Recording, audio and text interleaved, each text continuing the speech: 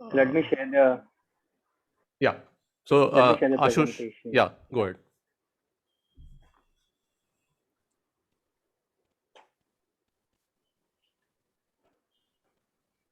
So this in this call we'll be discussing the front end best practices. There is a Google Doc that we need to finalize.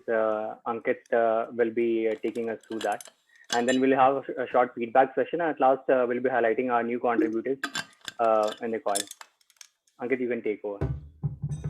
Sure. So, folks, good afternoon to all. If you're in India, Do you want me to open that doc, Ankit? I think I'll Ankit do. can share. Yeah. So, Okay. a brief update from our side, like from the backend side. So, we have almost finished up the metrics ingestion pipeline. So now we will be able to ingest metrics also apart from traces, and that metrics will enable a lot of capabilities that we can now see in Signals. Starting off from those will be like it is. So I've forked Prometheus and I have included supported PromQL expressions and query language and everything. So all the infrastructure metrics, node exporters, Redis or databases, and Nginx exporters and everything. Whatever OpenTelemetry supports, we will be able to ingest those metrics.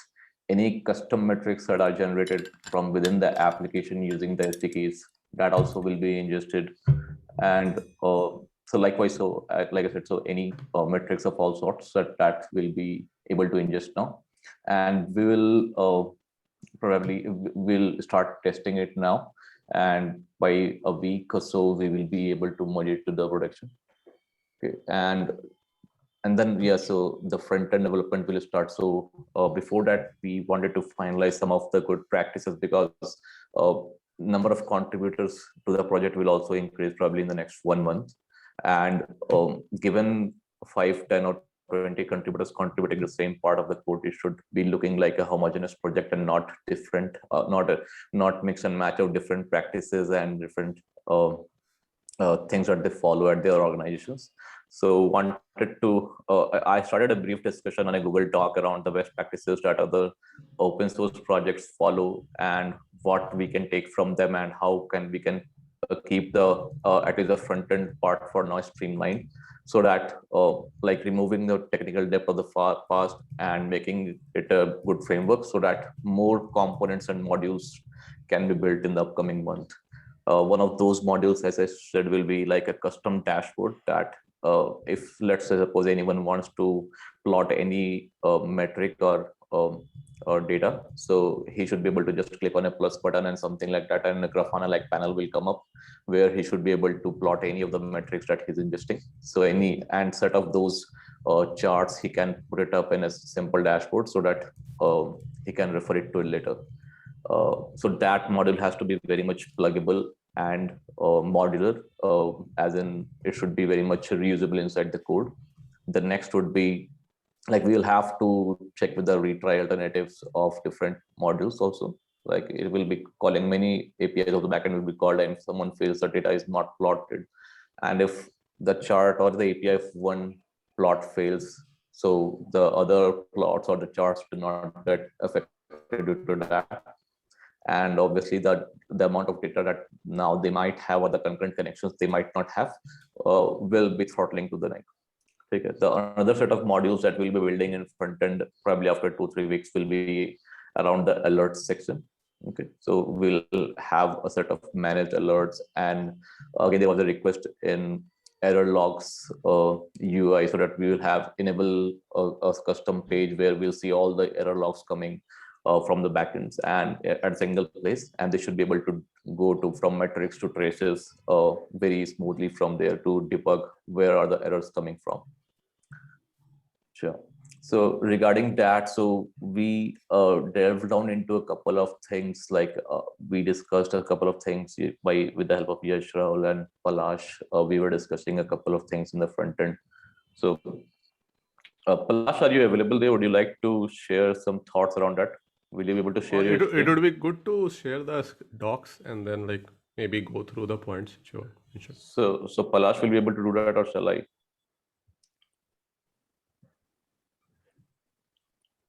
Ankit, you can share the screen. I can just navigate that particular point. Sure. Because right now I'm just running through the phone. Okay. I'll get it through.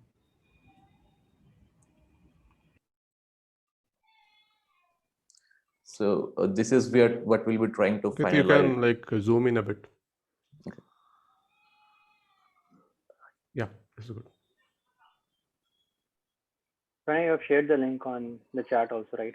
Guys who want to open this, you can access it from the chat box. I'll ping it again. People are. One of the most important things that that we thought was including testing, like first will be unit tests that should be there in the code base, and accompanying that there should be Cypress testing or some sort of end-to-end testing. Like every time I have to go to the UI to confirm a few UI components that are functional or not, right? So couple of folks suggested just for doing unit testing and Cypress for doing end-to-end testing.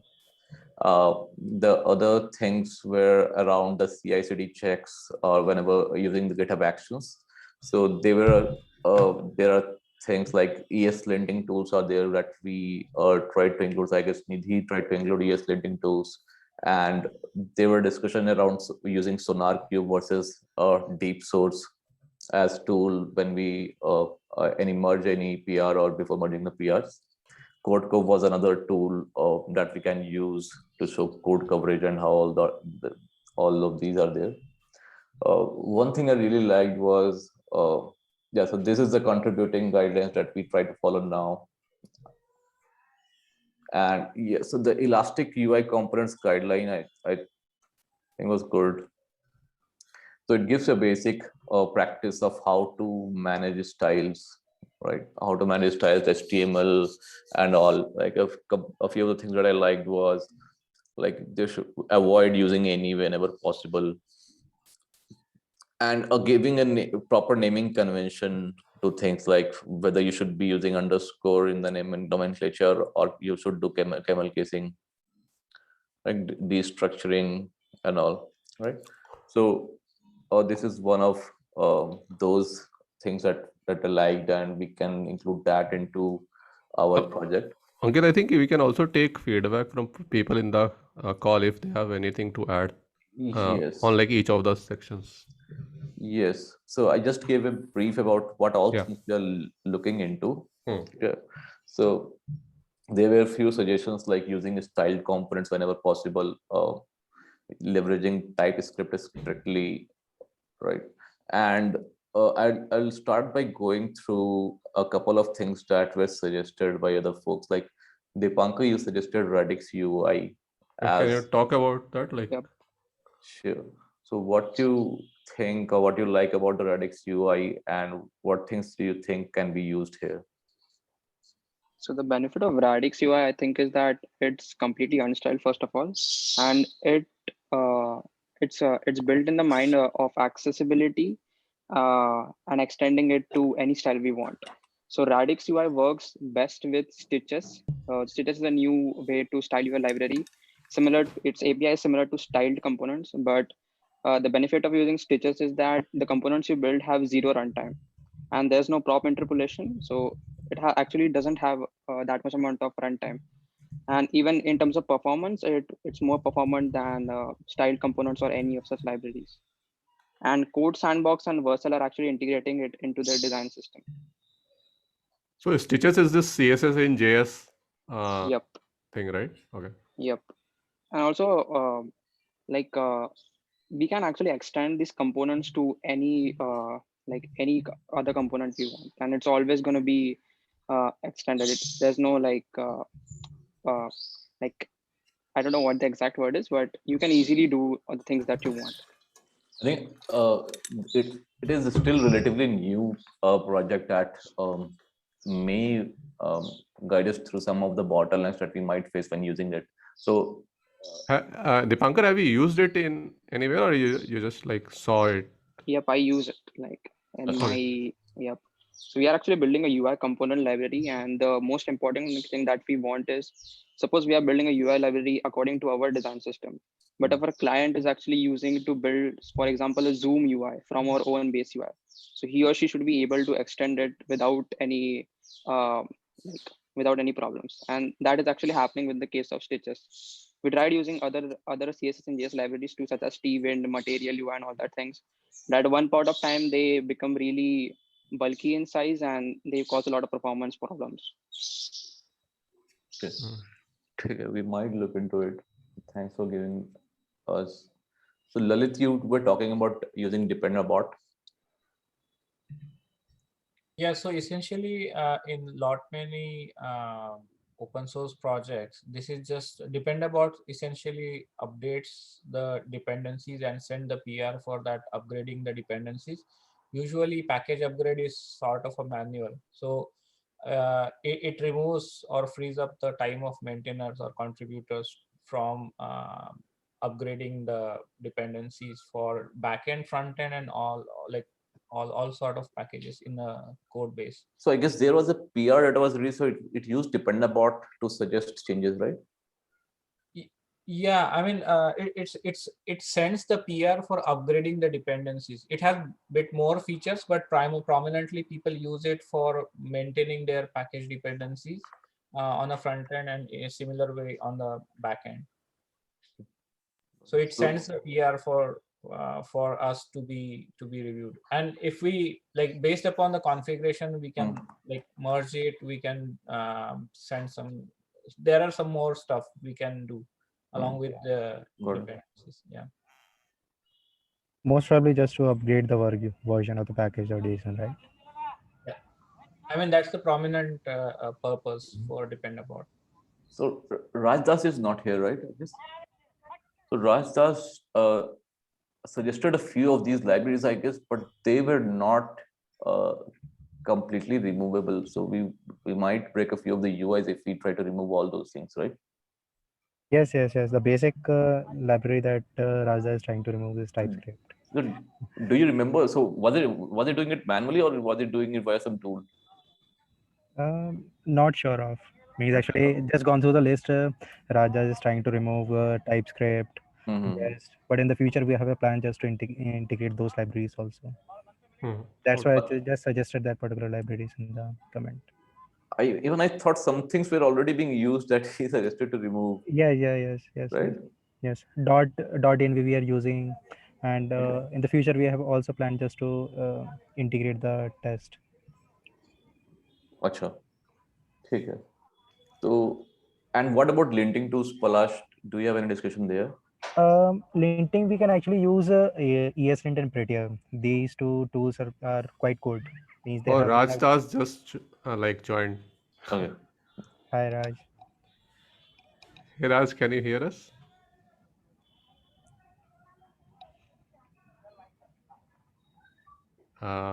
Hey Raj, can you hear us?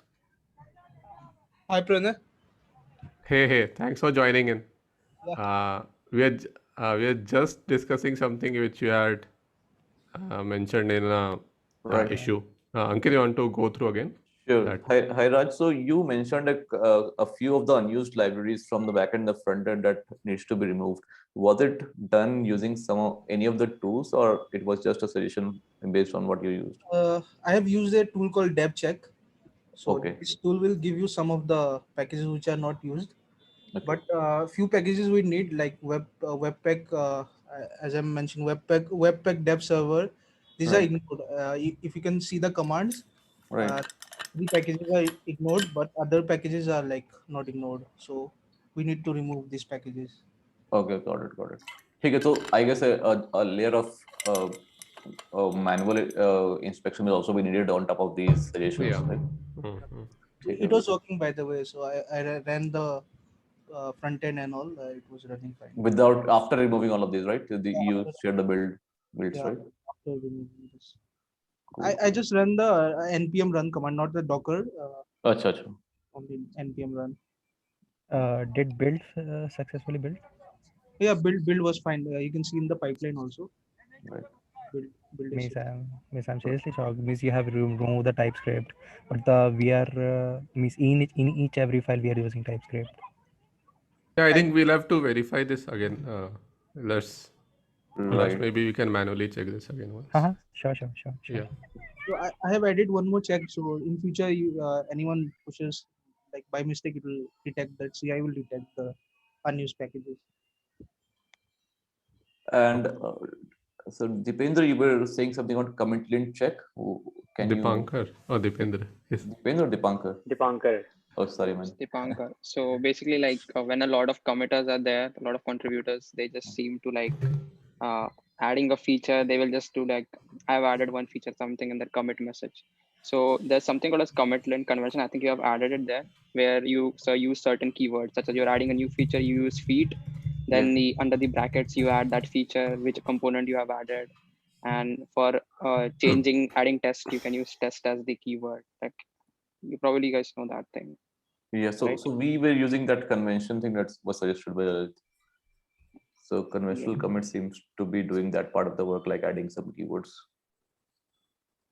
I think there are different tools which are linting tools, or even the linting tools, or even the tools which are generating the PRs. However, like all tools are implementing this specification called conventional commits. So like if we have to implement the conventional commit, you can use any tool for that matter, like whatever you choose in your local setup. Essentially, however, the commit format will be the same. Achha. Got it. I was a bit more curious around including any of these tools like DeepSource and SonarQube. So do any of you have used it in your organization or somewhere in your earlier work culture, and how do they perform? So that would be great input. Like, will it literally help us to improve the quality of the code? SonarQube, yeah, sorry, go ahead. Oh, good. Sorry, I was. Yeah, Rahul, you can start. Yeah, so basically, yeah, so we have used SonarQube like in one of the previous companies, and like I was just generally talking to my friends, so also they are using in other companies also. So like SonarQube is like pretty good for static code analysis, and can help what are the issues in our code base. So I mean that's definitely will be helpful in general, basically for us. Okay, got it. And has anybody evaluated DeepSource also? It's a recent startup that has also graduated from YC, and seems like they give very deeper insights into your code, like the actual bugs and the actual qualities that can be improved. Has anyone tried it out ever? I've not tried it, but I've seen their site and what they does on JavaScript. So they're just doing static checking, like what ESLint does. So I think having ESLint integrated with GitHub Action, I think that should be good for static checking. Got it. Oh, we can do one more thing. So we can get up a guy from DeepSource into our Slack channel for some time, and they would be able to better compare themselves with other tools if we can. Yeah, I think SonarQube is like I'm using SonarQube from like 7 to 8 years now, and more or less like every place where I go in enterprise, people were using the SonarQube. Got it. For open source projects, SonarQube Cloud provides a free version, like you don't need to do anything. And it also provides it's an inclusive tool for cross languages and cross platform. So it can also accommodate the Go code, which is our backend, and even on the front end side.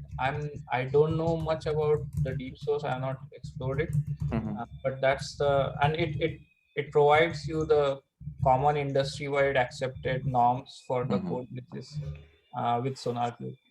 Yeah, also like in Uber also we are using the SonarQube for our Go and Java code for. Oh, interesting. So Rahul, in Uber only, I guess they posted a blog post about DeepSource being so useful to them. Is it right, Pranay? Yeah, I think Uber was using DeepSource. They were there first in early users. But that is some that will be some like team in Uber, maybe some open source project team in Uber, which does that. Yeah, that might be one of the teams, but majorly like this is just going actually, like it's not like that we are using from long time. So we are onboarding all our projects on SonarQube basically. So majority of our backend projects are now already on SonarQube. So now they are like doing some setups from the team basically for front-end projects also. But yeah, backend is already onboarded right now. Mostly projects are in Go basically, in Uber basically. Okay, so and I guess it is also the latest fork that is going on there, right? Yes, yeah, it's latest. It's going on, yeah. SonarQube has the best integration with ESLint right now. Means I have just checked the SonarQube with ESLint. So if you want to go with the SonarQube, the ESLint would be the first shot we can try out. Cool. It is also used in Flipkart also. Like if you want to just have like more information, like it's used in Flipkart also. Okay, got it. So we can start with SonarQube, ESLint, and Prettier has a good Prettier also. Just Cypress, right, for testing. Right. This should be good to start up. Right. So I would like to say for regarding testing, basically, can you just scroll up? So yeah, so for testing, like we have like as a top two parts thing, like one is Jest and Cypress. So Cypress is like will be mainly for the end-to-end testing, which will be the minimal test we will write. So that will be like, even if we write, let's say like 100% tests we are writing, it cover only 20% test. Jest is mainly we will be used like internally we use for the unit testing, like purely business one. So then we have like this React testing library which is being used like pretty like good also. So the philosophy behind React testing library is, like focus on how your user will use your components, not how your components are implemented. You can refactor whatever you want to do, but the expectation is that your components feature should always work according to the users. So I mean, that's where I think React testing library is good for integration testing and component testing also. And if we want, like, I think we have graphs and everything.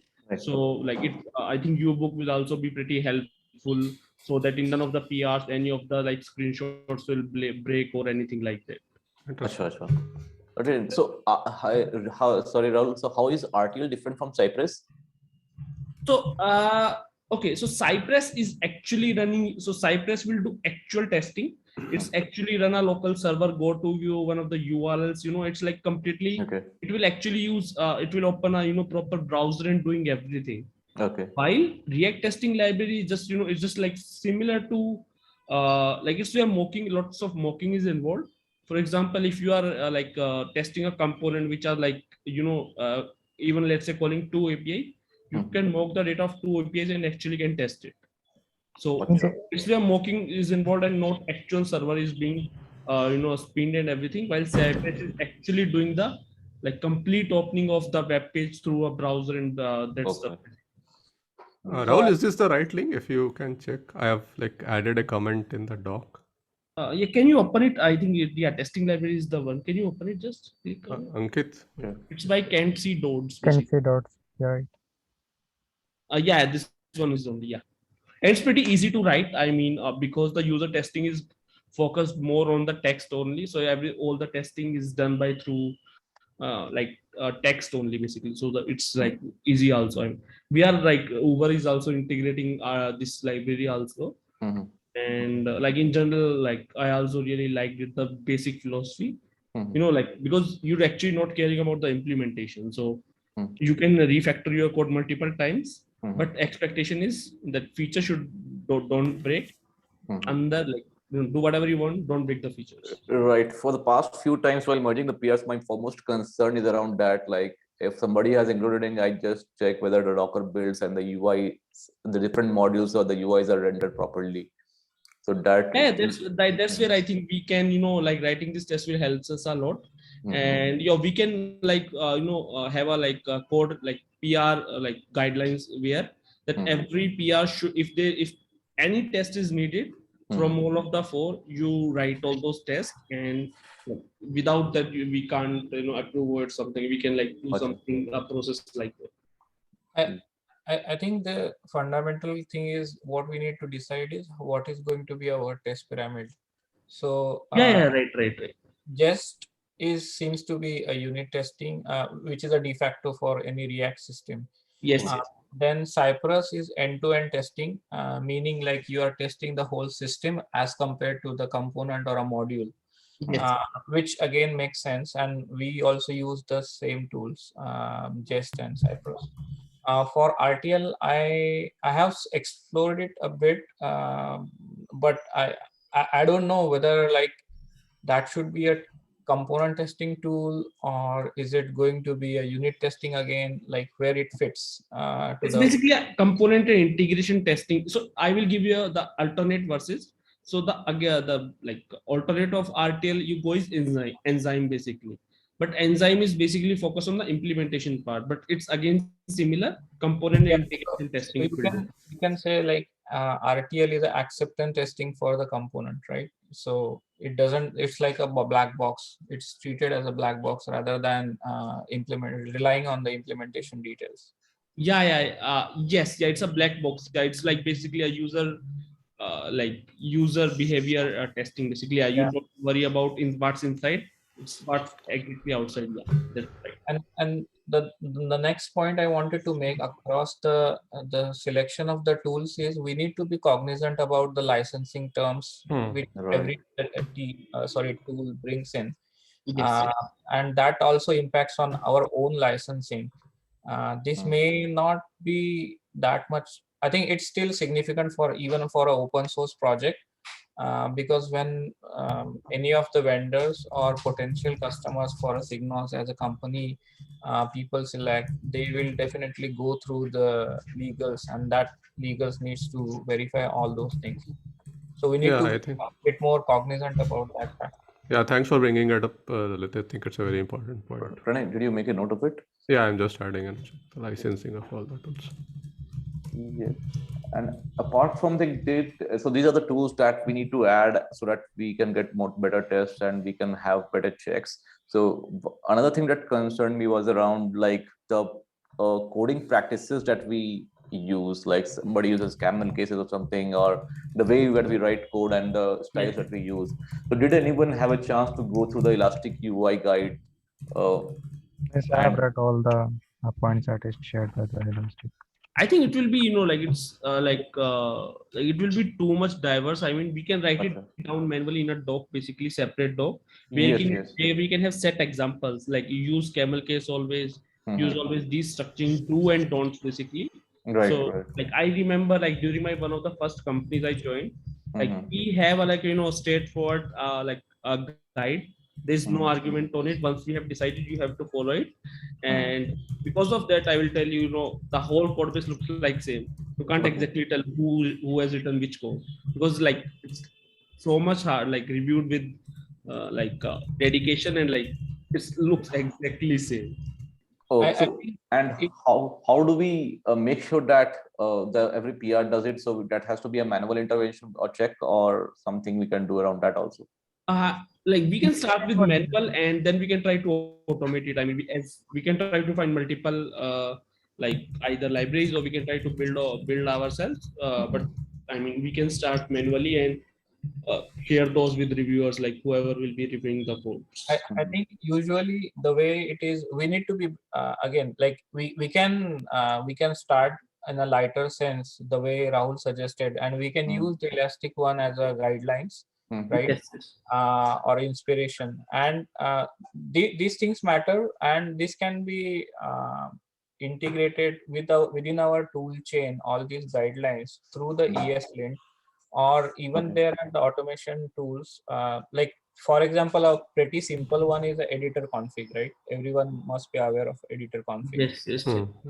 So like tabs versus spaces and all that, like PR noise can be avoided. But yeah, I mean, if we are say kind of copying from one of the open source project, then it is a bit easier, because we can just copy their ESLint configuration and editor config also. But if not, if we are going with saying our own one, then we need to come up with our own ESLint config and essentially the editor config also. So it's like choice is ours, but there is a trade-off. Got it. Also, that's right. Also, the other, like, there's two parts of it. One is where like things can be done through ESLint, but one reality is that also like not everything can be done through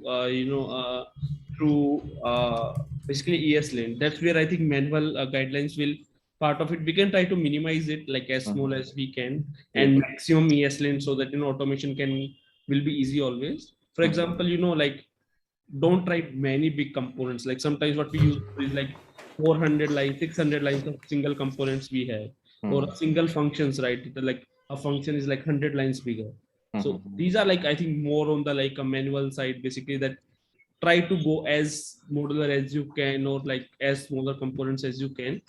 So some smaller but yeah, I think we should like rely more on the automation and less on the manual ones. So it will be easy for us. Got it. So, and Palash, we had some thoughts other than this, like around the code structure or something that you were mentioning, that I posted in Slack also. Would you like to discuss around that?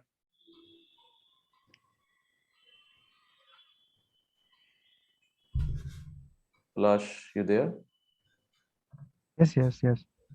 Yes.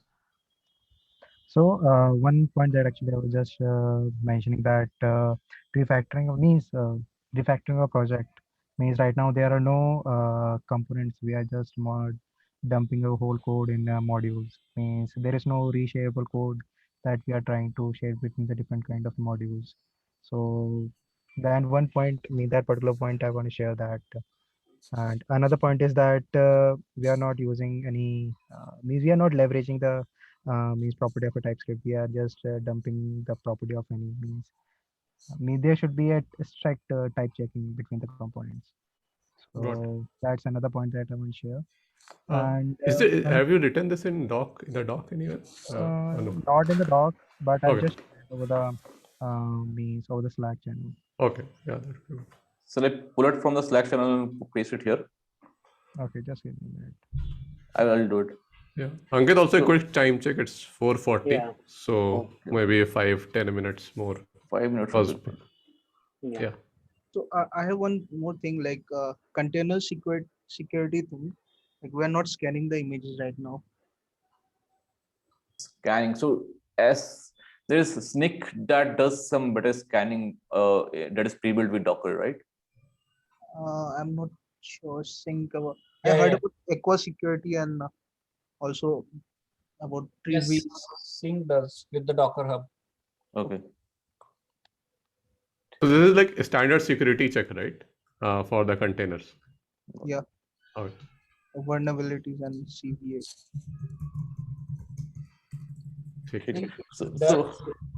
Does it make sense to do it with the NPM also? Like I'm not sure, but I think recently NPM has modified their check also, which we can incorporate in our CI/CD pipeline itself. Is it? I'm not aware. What do you call it? I think NPM does it by default nowadays, if I'm not wrong. Anybody has a context around this? No. We might look into it again. Another point has some partnership with Docker, right? Yeah, Palash, go ahead. Sorry. Yeah, please, then his point. No, I was just saying Snyk has some partnership with Docker for the security check. Okay. Just that. Okay. Another point that I want to share is that right now for state sharing between the different kind of components, we are using Context API and another one is Redux. So why don't we just move to one global state management rather than just having two? Yeah. We have I to would just move. prefer, for that one we can actually use Redux for now. Yeah, actually that's good. And also, we can also make a type show between the different kind of action that we are dispatching. App action, something like app actions. But is Context API better, or like is Redux more fully featured and more tested? Actually Redux and Context API are kind of same, but we get more kind of a you can say leverage when we are using Redux. Okay. There are different kind of middleware that is exposed by the different kind of I think that we should definitely do. And anybody shares any different thoughts on that, or we can move with Redux?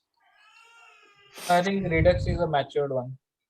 Cool. And also, I think Redux with functional components coming up, and now like the new functional components they have released, now it's become more cleaner and like more Right. faster to do it basically. Right.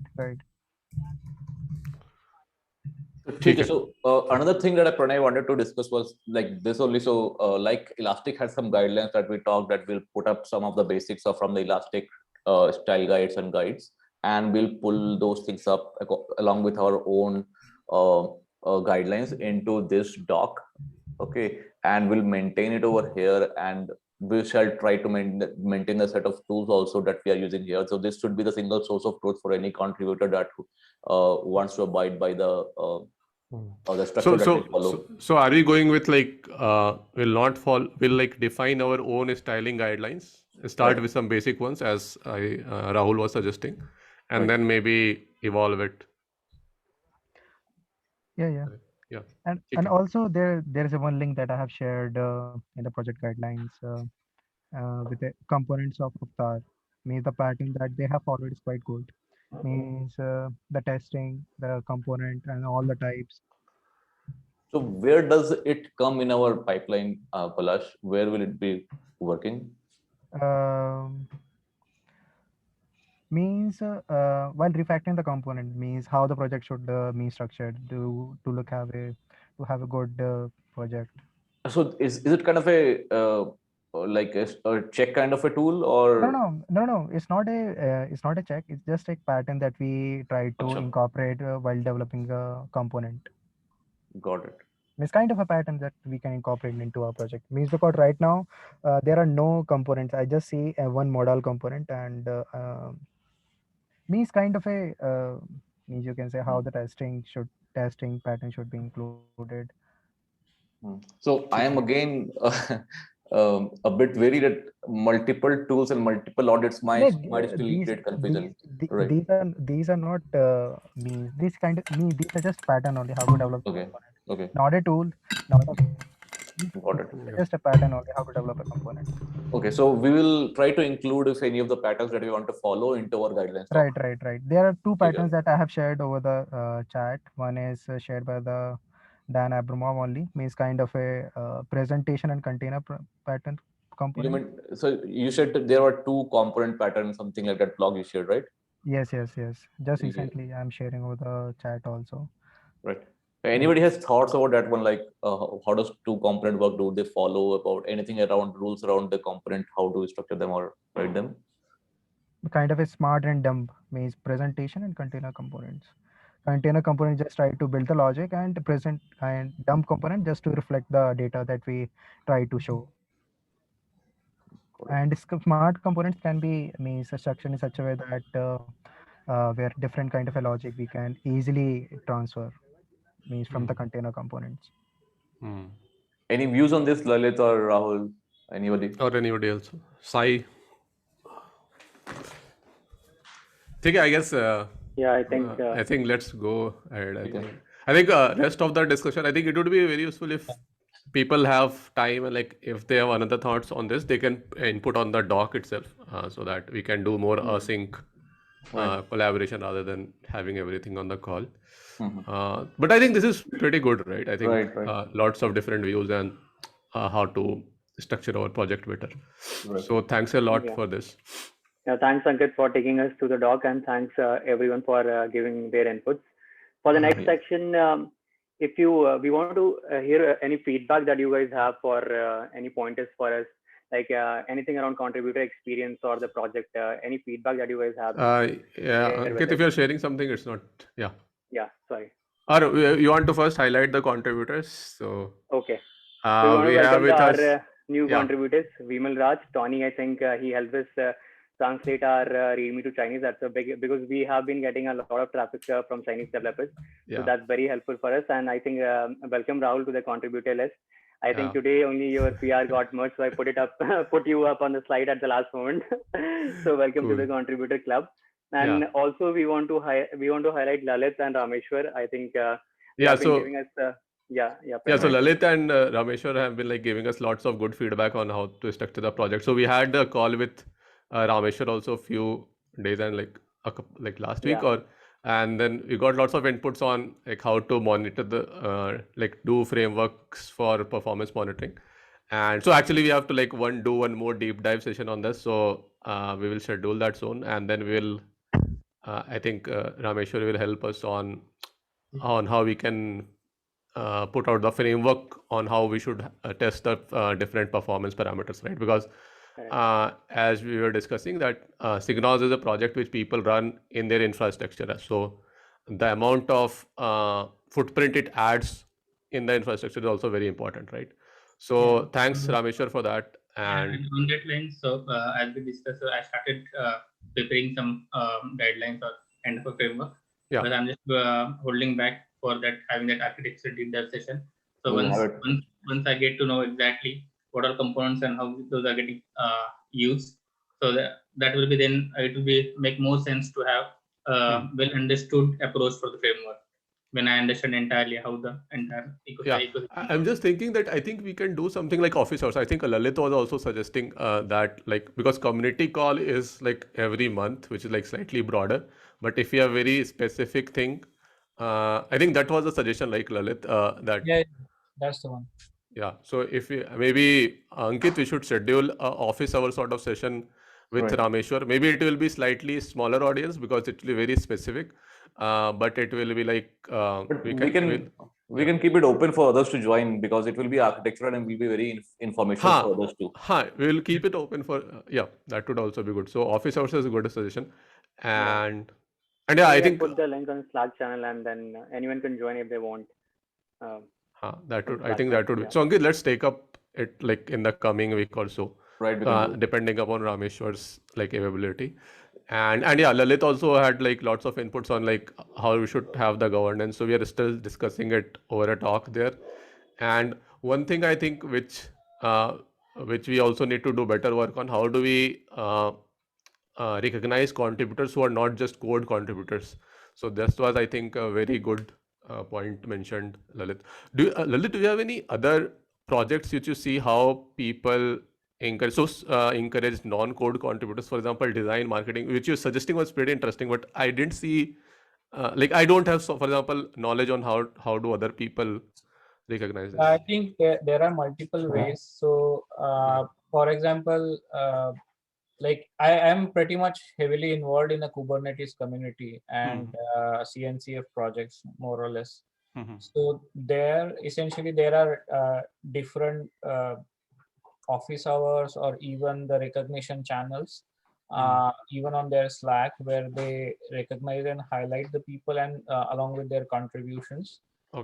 To say design system or like user experience, and user experience can be anything, right? Like contributor experience or like CI/CD infrastructure. Now we it's not a part of a code, but essentially it is a code, but it's not a core code base, right? So these kind of contributions are recognized in those channels, and even in CNCF or KubeCon, you can see there are many sessions which are more prominent around the non-coding areas also, like how we start with the first contributor experience, right? I'm new to the project, so some people dedicatedly help there, and in fact there is a SIG for contributor experience which helps new contributors to get onboarded and start contributing. Then there is a Outreachy Foundation also, which helps these guys to essentially the open source projects or Kubernetes projects to more get popularized. Documentation is another fantastic tool. Not many projects. I mean, I think the key for success of any open source project is the documentation. How easier for users. And again, that's kind of like fixing a small spelling mistakes. It may not be a significant like game-changing contribution from the perspective of maintainers, but it is still improving the whole ecosystem. So, and that also reduced the whole lot of barrier towards entering the new folks into the community and having a more varied perspective. If we just talk about the code, then essentially like not everyone is a programmer. Now, in fact, recently in last 6 months, Kubernetes has started their marketing sig. So specifically people dedicated to the business analyst and making sure that whoever is it, organization or corporates or even the open source contributors, they can market it really well to the key individuals and even the enterprises. Got it. So there are lot many areas where which brings into the open source community nowadays. Apart from yeah, I think let me also spend some more time there and like figure out how that can be done. But that is an interesting point. Cool. So cool. So thanks for making the inputs. And anybody else has anything to? Actually, I just have one point. Okay. Yeah, go ahead. Means actually, if you are going for the translation, React 118 next is a good point just to translate into different languages. Yeah, I think translation. I'm not talking about code translation. First. Okay. No, about the means in the UI we have English, right? We can localization. reflect. So the first thing which I wanted or like we wanted to do around translation was making the project accessible or understandable to other languages. For example, we recently published this blog where we published where are our targets coming from. So we saw lots of people coming from Brazil and China, which are like non-English speaking countries, right? So that's why, for example, we changed Tony translated our README to Chinese, and that makes our README more accessible, I guess, to Chinese developers, right? Right. So I think that's the first layer, that maybe documentation and README will be the first layer, and then we'll get into the product.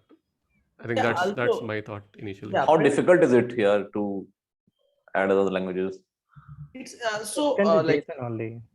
Means each and every language should have a common key, and that particular common key should be shared between the different languages. Yeah, so what we can do is at least, let's say even we want to do it currently or no, let's say we might want to go for translation after 4 months, but we can start building our product in such a way that, as Class said, it's a JSON file. So we can have an en.json file where we will start putting all the keys, not hard coding any values in the product, start utilizing that file. So the benefit of it will be, whenever tomorrow we want to go for the translations, it will be just like one day job for us. Great idea. I think the usual practice is having a package of localization, and like what Rahul said is a part of it. So essentially that package bundles up all the localized needs of the project, and then that can be consumed across the different components or services in the code base. Okay. Do you have a link for that, Lalit? If you can post in the doc, that would be great. Yeah, I'll put it on the doc. Yeah. Okay. Cool. I also post a library which supports it, like it's React INTL, React I International something. Okay, got it. IIT next. Cool. All right. Yeah, Ankit, anything else we have on the agenda? I think we are already well past that time. Feedback, we are well past our time. So I just want to have a very pointed feedback, maybe from the new members that have joined the call, like Dipankar or Cavalier. I just want to know how easy was it for you guys to start with Signos, or maybe if you guys have started out, like how easy was it for you guys to understand where to contribute and how to contribute, or and maybe if you have more points over this, you can just DM me over Slack. Like how easy is it for a first-time contributor to go through our project and decide on which issue to take up, things like that? The focus being how to improve ourselves faster so that it is easy for others, so that they do not face such issues that you have faced. Yeah, if you want to share on DM etc., like more pointed feedback, that would also be okay. So I haven't contributed in the code yet. So from my perspective, I basically went through the documentation, which seemed good enough for a outsider to understand about the project. And yeah, the architecture was well explained from that view. There may be a little more explanation in the documentation, like the various components, of why they are used, or maybe like how the decision was taken. But from a non-code like architectural view, it was pretty good. So when you say more explanation on the component, do you mean like why did we use ClickHouse, or why did you use Yes, Kafka, exactly. things like that? Okay.